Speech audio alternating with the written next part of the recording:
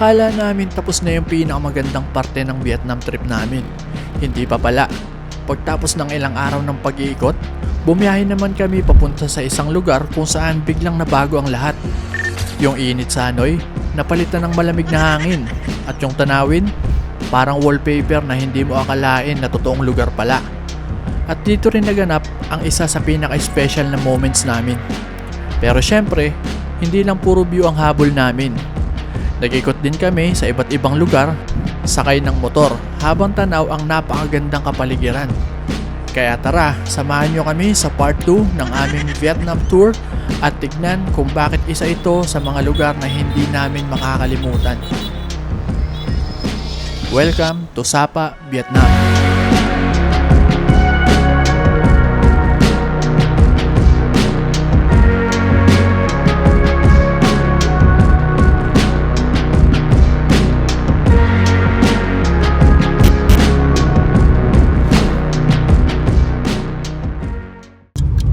Ayun na nga, simula Hanoi, babiyahe naman kami papuntang Sapa.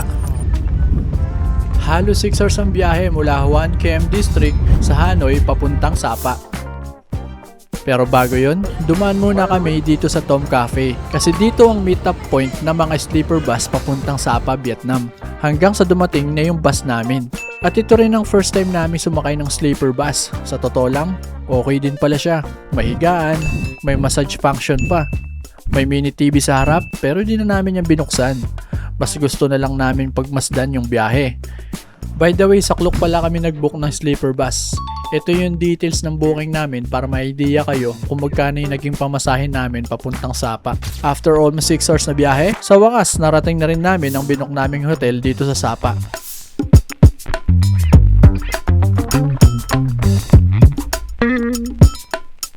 Kita nyo nga naman, pagdating pa lang namin dito sa hotel, ibang iba agad yung paligid. Presko ang hangin, at kitang kita mo talaga yung pinagkaiba niya sa Hanoi. Pero syempre, wala munang chill-chill, kasi excited na kami simulan yung adventure namin dito sa Sapa. Bago ang lahat, almusal muna. Dito lang kami kumain sa tapat ng hotel namin. At ang masaya pa, sobrang bait ng may-ari ng resto. Parang tropa lang kumain pagkwentuhan. Pagkatapos kumain, diretso na kami para mag-rent ng motor. Tanong natin pagka... Sabi kasi nila, mas ma-enjoy mo raw ang Sapa kapag nakamotor ka. At sa ganda ng mga tanawin dito, parang ito talaga yung best way para mag-explore. At yun na nga, bankingan na. By the way, halos puro 115cc scooters yung mga pinaparent nila dito. At kung balak nyo rin mag-rent, ito yung mga presyo nila sa screen. Ito kaliwa na to. Masarap pala mag-drive dito sa Sapa, lamig. Para kami nag-drive sa Baguio, boy. Hoy, ako rin.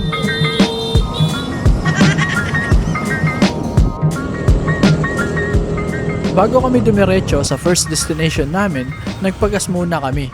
Kasi ilan lang din ang gasoline station dito sa Sapa. Kaya mas okay ng full tank agad para wala nang iisipin sa biyahe. At ito na, ang una namin destinasyon, Moana Cafe, Sapa. Siguro napansin nyo na rin kung bakit naka-all white kami ng partner ko. Hindi lang pala kami mamamasyal. Kasi dito rin gaganapin ang isa sa mga pinaka-special moments namin, ang prenup shoot namin. Actually, nakita lang namin sa Facebook yung photographer naming si Dan. At dahil sa dami rin naming nababasang magandang feedback, lalo na galing sa mga Pinoy, siya na yung pinili namin. Bali 1.5 million dong yung talent fee niya. Around 3,500 pesos para sa photoshoot. At yung video naman, wala na kami kinuha. Nagpasuyo na lang kami sa mga tropa namin na videohan kami habang nagpo-photoshoot si Dan. Hindi ko alam kung nakatipid ba kami pero isang bagay lang sigurado. Ibang level talaga kapag prenup mo dito sa Sapa, Vietnam. Kaya ito muna, silipin nyo ang ilan sa mga kuha niya.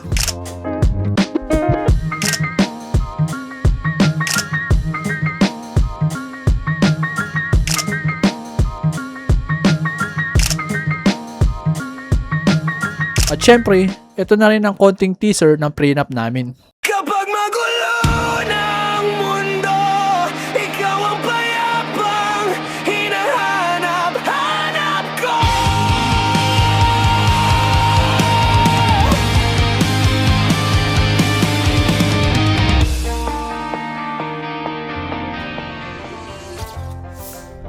After ng prenup photoshoot, next destination naman namin from Moana Cafe Sapa, dumiretso naman kami papuntang Katkat Village. Isa ito sa mga lugar kung saan mas makikilala mo talaga ang kultura at pamumuhay ng mga lokal dito sa Sapa. At syempre, hindi na namin to pinalagpas. Nag-rent na kami ng kanilang traditional attire na tinatawag nilang Hmong. Bali 300,000 dong ang rental kada tao o nasa around 650 pesos. Sulit na rin para ma-feel mo talaga na parte ka ng lugar nila. Pagkatapos namin magbihis, sinundo naman kami ng mga locals sakay ng motor para ihatid papuntang Katkat Waterfall. At pagdating namin dito, ibang klase talaga yung ganda ng lugar. Parang bawat sulok, picture worthy.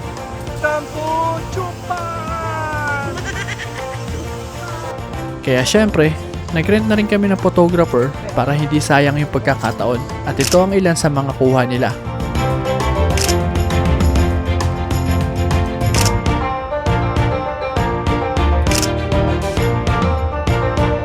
Hindi lang puro picture ang ginawa namin, inikot din namin ang buong village. At sa totoo lang, medyo nakakapagod sa sobrang lawak ng lugar. Kaya bago kami umalis, napatambay muna kami dito sa peace house nila kung tawagin. At habang yung ibang turista ay nag-aalay ng dasal dito sa loob, at eto naman kami.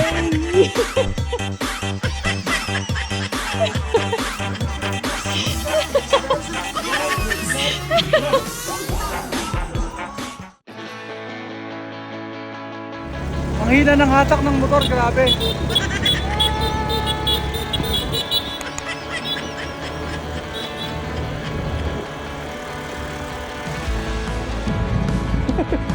Upal! Upal!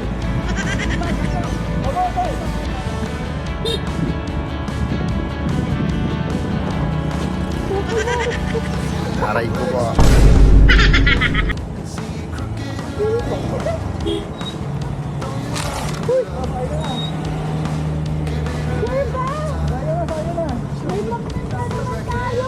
After ng adventure namin, pinuntahan naman namin itong sikat na coffee shop kung saan supposedly may mga malulusog na aso at pusa kang makakasama habang nagkakape. Kaso, pagdating namin, wala.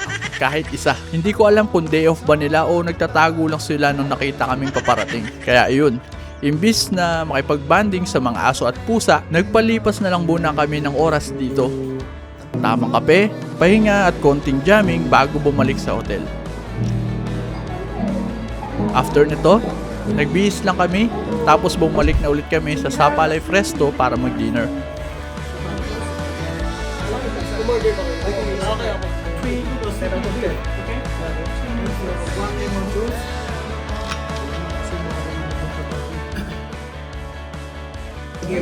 So many free! Thank you!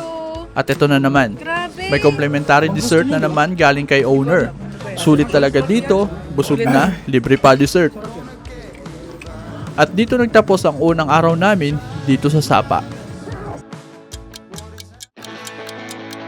Kinabukasan, new day, new destination. At ang goal namin for today, Fansipan. Kaya maaga kaming pumunta sa Sun Plaza kung saan makikita ang Sapa Station. Ito ang sentral ng Sapa at dito magsisimula ang journey namin papuntang Fansipan. From here, sasakay kami ng Huanghua Mountain Railway papunta sa area kung saan kami sasakay ng cable car. Ito yung map ng magiging route namin para may idea kayo kung saan kami dadaan. And again, sa clock namin binook yung tickets. Lalagay ko na lang dito sa screen yung booking details at kung may mga gusto kayong malaman tungkol dito, comment nyo lang sa baba. Dito, pinakita lang namin yung clock booking namin at nakapasok na agad kami. First time namin to, kaya excited kami. May halong kaba lang ng very light. Unti-unti rin nag-iiba yung paligid. At syempre, outfit check muna sa loob ng train.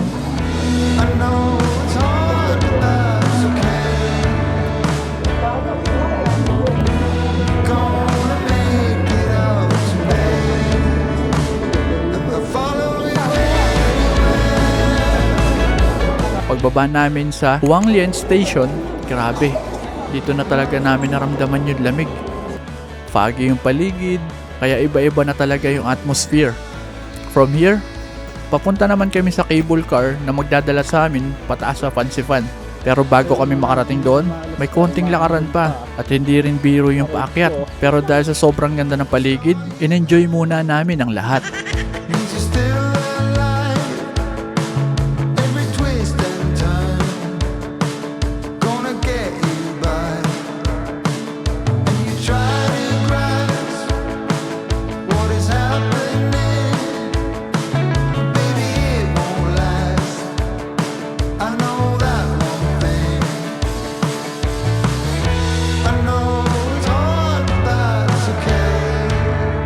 Kaso nung malapit na kami sa cable car station, bigla namang umulan. Ayun, yung chill na lakad, naging biglang takbuhan. Takbo kami papuntang station at sumilong muna.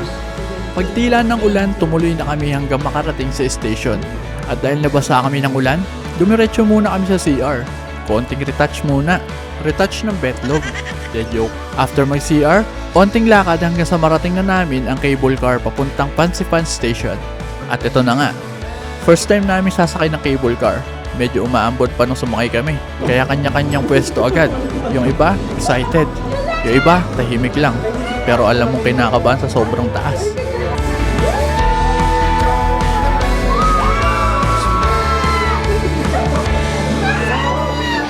Habang umakyat kami, unti-unti naman lumalawak ang tanawin sa paligid. Bundok, ulap, at yung mga bahay sa baba, palit ng paliit.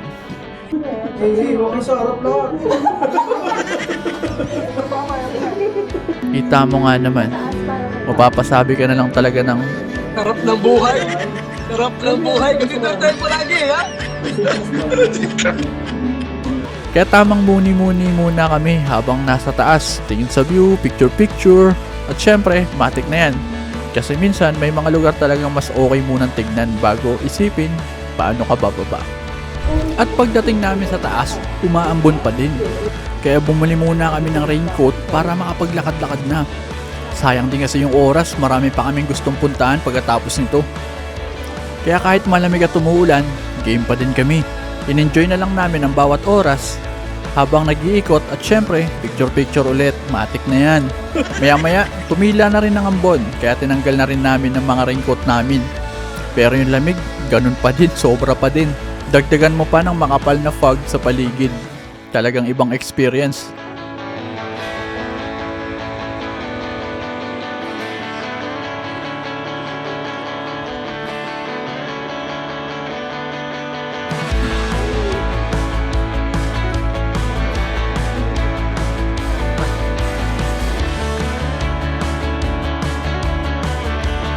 At eto na, sumakay naman kami ng tram papunta sa peak ng Pansifan. Ito na yung moment na hinihintay namin simula kaninang umaga. Sadly, pagdating namin sa peak, sobrang kapal pa rin ng ulap at fog dahil katatapos lang ng ulan. Kaya ang inaasahan namin magandang view ng paligid, walay. Puro puti lang. Pero okay lang yan kasi kahit hindi nakisama yung weather, iba pa rin yung feeling na nandito ka mismo. Nasa pinakamataas na bundok ka ng Vietnam at isa sa pinakamataas na lugar dito sa buong Indochina. Kaya imbes na ma-disappoint, sinulit na namin yung moment. Picture dito, video doon, at tamang enjoy lang sa sobrang lamig at foggy ng paligid. Hindi man namin nakita yung view na inaasahan namin, yung experience naman, sobrang sulit pa din.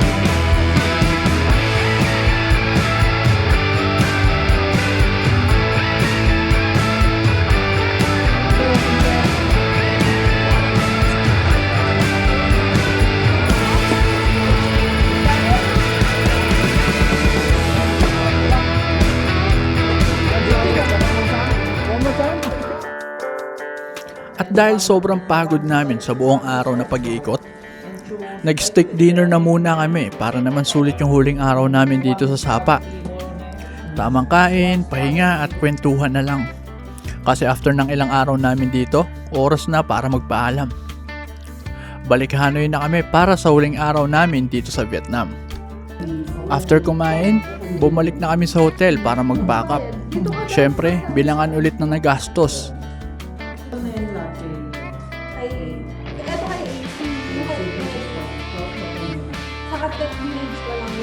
After nyan, dumiretso na kami sa sleeper bus pabalik ng Hanoi.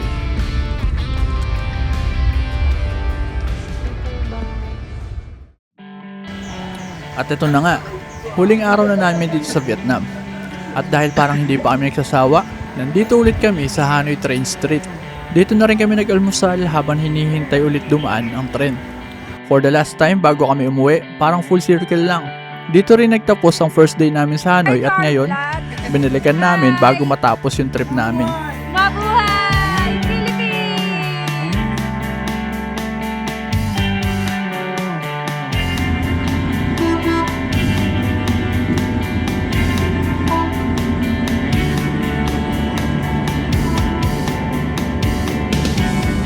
After nun, nagpunta naman kami sa Nagocha Tea House. After ilang araw ng lakaran, motor, bundok at kung ano-ano pa, eto, nag-relax-relax na lang muna. Tinry namin yung Japanese matcha nila at tamang kwentuhan lang. Wala nang hinahabol na itinerary. Chill na lang kasi mamaya gagastos na naman. Next stop namin, Lot Mall. At syempre, hindi pwedeng umuwi ng Pilipinas nang walang pasalubong. Kaya yun, shopping mode ng mga kumag.